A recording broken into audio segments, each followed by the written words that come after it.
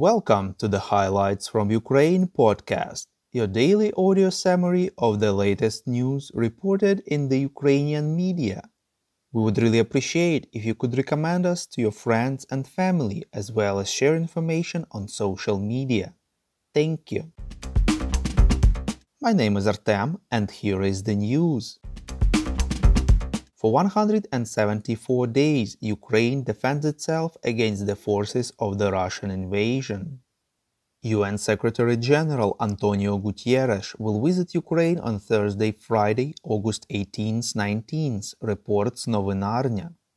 On August 18th, he will take part in a meeting in Lviv with Ukrainian President Volodymyr Zelensky and Turkish President Recep Tayyip Erdogan. Erdogan will be in Ukraine with one-day visit. On August 19th, Guterres will visit the seaport in Odessa. A bilateral meeting between Guterres and Zelensky is also planned. According to the Turkish authorities, Erdogan hopes to discuss ways to end war through diplomatic means using the already existing grain export agreements, reports Ukrainska Pravda. On the morning of August 16th, explosions were heard and fire was visible in the Jankoy district of Crimea occupied by Russia, reports Ukrainska Pravda.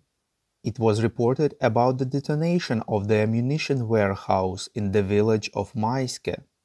Later it became known that the railway in the north of the occupied Crimea was damaged due to an explosion. The event partially disturbed direct railway connection between the peninsula and Russia via occupied southern Ukraine.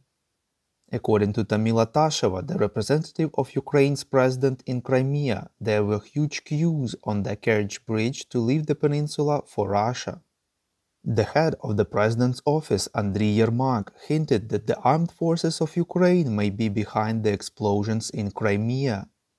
He added that the destruction of Russian ammunition warehouses will continue until they complete the occupation of Ukrainian territories. According to the New York Times sources, an elite Ukrainian military unit operating behind the enemy lines was involved in the explosions. Russia didn't comment on what caused the explosions. President of Ukraine Volodymyr Zelensky asked Ukrainians in Crimea and other occupied territories to be very careful and not to approach the military objects of the Russian army. He added that the destruction of the occupiers' logistics, their ammunition, military and other equipment and command posts saved the lives of Ukrainians. Zelensky thanked all Ukrainians who helped armed forces, intelligence and special services to weaken the army of the occupiers. Quote, "This is a significant advantage of Ukraine and the root cause of our future victory. The struggle of our defenders is based on an unconditional support of the Ukrainian people.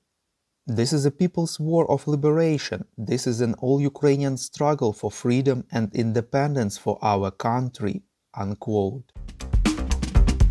The Latvian ruling coalition has agreed to change the principles of residence permits extension for Russian citizens. Such residence permits will now be extended only on rare occasions, reports Ukrinform. In particular, it will be possible for Russians with Latvian spouses, but still all Russians will have to prove their anti-war position. Latvian Prime Minister said that his country has stopped issuing visas to Russian citizens except in extraordinary cases, and there are practically no new residence permits. Nearly 1,000 residence permits issued to citizens of Russia and Belarus have been cancelled in Latvia since the beginning of the Russian war against Ukraine. Finland announced plans to reduce the number of visas issued to Russian citizens by 90% due to Russia's ongoing war against Ukraine, reports Gazeta.ua. Exceptions may be made for some groups, such as journalists, dissidents, or activists, who may be able to receive national humanitarian visas. Ukrainian Commander-in-Chief Valery Zaluzhny informed that the enemy continues to advance along the entire front line, reports Ukrainska Pravda. The Russian troops conduct about 700 to 800 shellings of Ukrainian military positions every day, using from 40 to 60,000 rounds of ammunition. The main efforts of the enemy are focused on pushing Ukrainian troops out of the Donetsk region. The most tense situation, according to Zaluzhny, is currently in the direction of Avdiivka, Pisky, and Mariinka. The commander-in-chief emphasized that the Russians continue to shell peaceful towns and villages of Ukraine.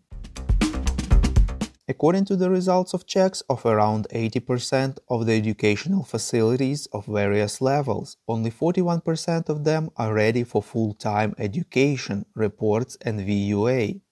According to the Ukrainian Interior Minister Denis Monastyrsky and Education and Science Minister Serhiy Shkarlet, children's safety is a priority. Shkarlet said that the form of the educational process, full-time, remote or mixed, will depend on the security situation and parents will have the decisive vote. Ukraine received 200 million euros in the form of an interest-free loan from Italy for 15 years, reports Espresso TV. According to the Finance Ministry, the funds will be used to ensure the salaries of teaching staff of schools. The Cabinet of Ministers allocated 103 million hryvnias from the State Budget Reserve Fund for a new budget program to provide grants for creating or developing business, reports Interfax Ukraine. 74 million hryvnias will go to the provision of microgrants to create or develop private business. The rest will go for support of gardening and vineyards. Our Patreon supporters get access to a cool new series on wartime life in Ukraine. To join the club, follow the link in the description below. We call on you to demand from governments of your countries to impose the toughest sanctions possible on Russia and its citizens to stop their invasion of Ukraine. Thank you.